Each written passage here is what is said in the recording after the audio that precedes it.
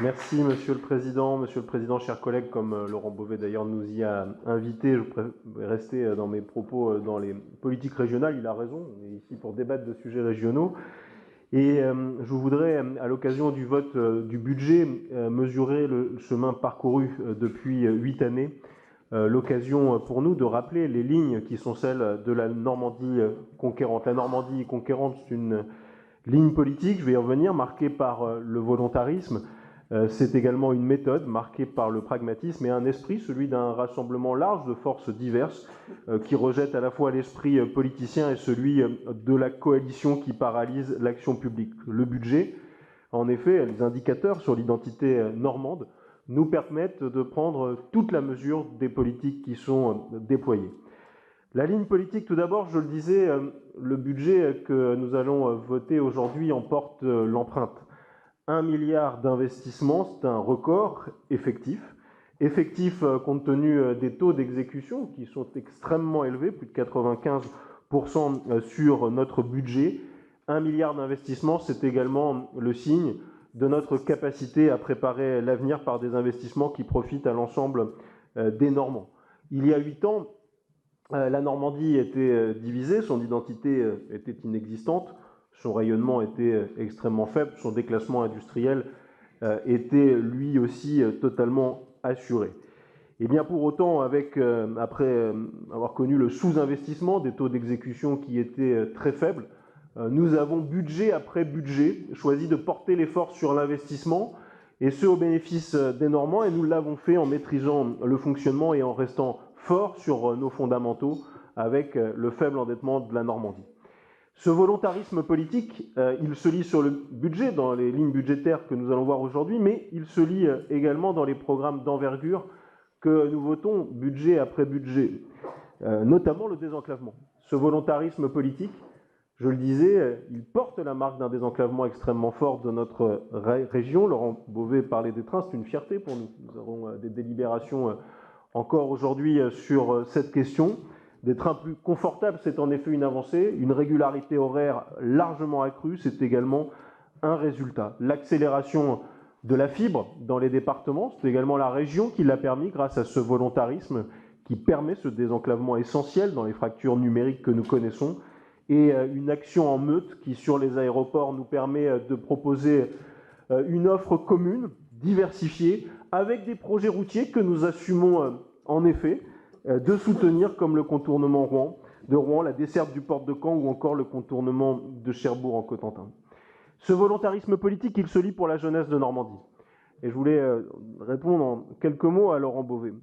La région Normandie est une des régions qui investit le plus pour ses lycées.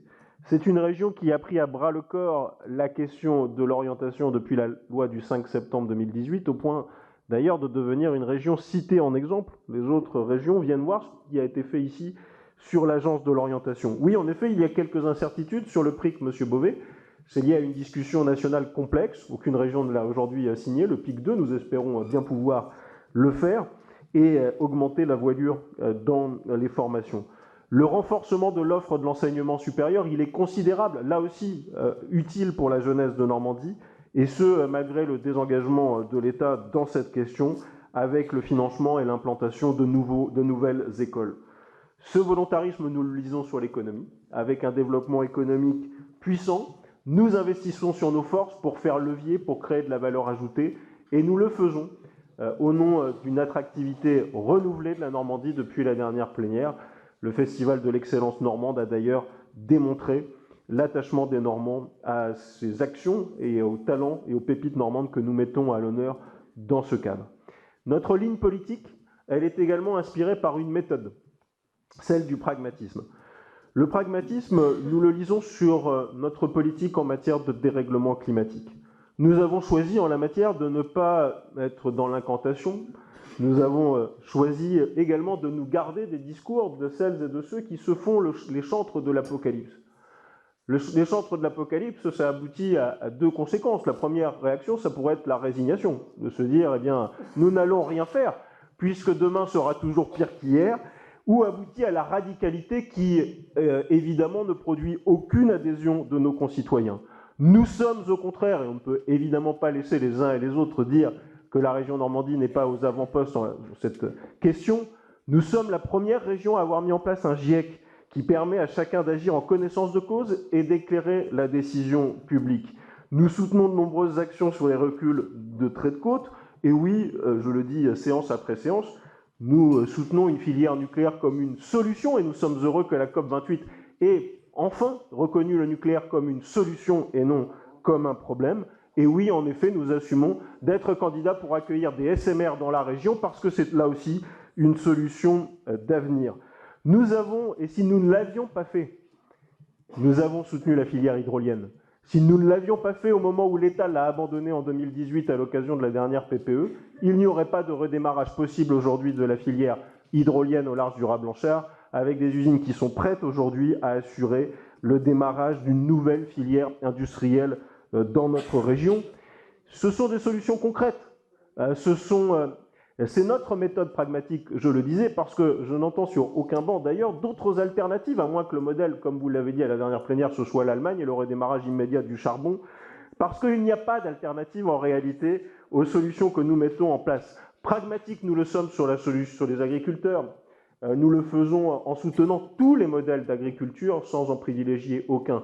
Et ce pragmatisme guide en effet les choix qui ont été faits par le président de région sur l'agrivoltaïsme au nom de la souveraineté alimentaire, mais de la préservation paysagère également de notre région. Et je l'espère, cette décision inspirera d'autres régions pour éviter le massacre de nos paysages. Sur la méthanisation, là aussi ça a été évoqué, c'est une ligne pragmatique. La méthanisation peut être un bon modèle dès lors qu'elle est contrôlée, et les conditions de contrôle n'étant pas assurées, il faut en effet surseoir au prochain projet.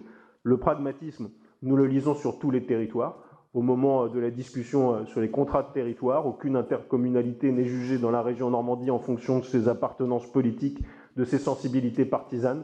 Tous les projets sont soutenus dès lors qu'ils sont dans l'intérêt des Normands. C'est ce même pragmatisme qui inspire ce que nous faisons en matière de santé, en ne privilégiant pas un modèle sur un autre, mais en faisant en sorte, en effet, décision après décision, d'essayer bien que ce ne soit pas notre compétence, d'aider concrètement les Normands dans leur recherche de spécialistes, de généralistes et de professionnels de santé. Enfin, la Normandie conquérante, c'est un esprit, c'est celui du rassemblement. Nous ne sommes pas confrontés ici aux problèmes de coalition, aux problèmes de négociation, aux problèmes qui, pour tout dire, aujourd'hui au niveau national donnent un triste spectacle, je le trouve, avec l'absence de vision, les petits calculs politiciens, qui aboutissent pour acheter la paix à dépenser l'argent que l'on n'a pas. L'action publique ici, en Normandie, elle est orientée par un cap, par une vision, je le disais, le volontarisme est animé par le pragmatisme, et je crois ce qu'attendent nos concitoyens aujourd'hui, une majorité claire dans ses objectifs, une capacité d'agir et à prendre des décisions pour la seule chose qui compte en définitive, les résultats. Et la Normandie conquérante, ce sont bien des résultats que nous voyons budget après budget. Je vous remercie.